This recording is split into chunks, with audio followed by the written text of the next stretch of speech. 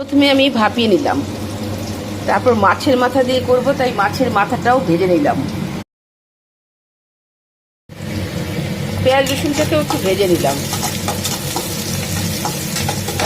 রসুনটা একটু লাল লাল করে ভেজে নিলাম। এবার আমি কচুর শাকটা দিয়ে দিলাম।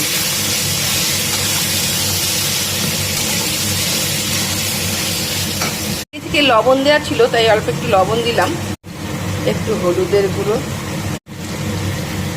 জিরের গুঁড়ো,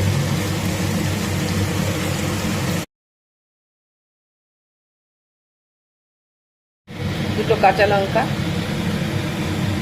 আগে থেকে ভেজে রাখা রাঁধুনি, আপনারা চন্দনীয় অনেকে বলে, এটাও দিয়ে দিলাম। বাস রেডি হয়ে গেল আমার কচুর শাক। এভাবে রান্না করবেন, খেয়ে বলবেন, খেয়ে কমেন্ট করবেন।